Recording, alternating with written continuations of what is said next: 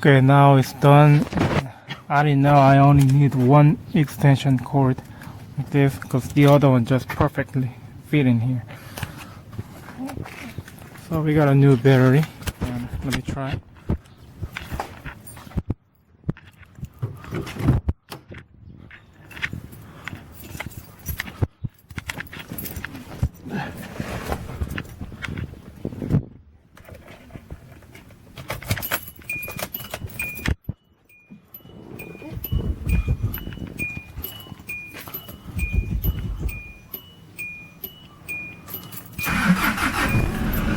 Okay, no problem. So we saved $120.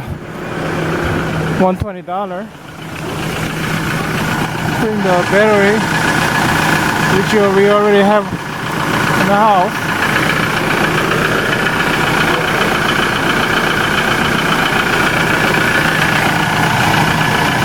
Even the yellow extension cord look much nicer.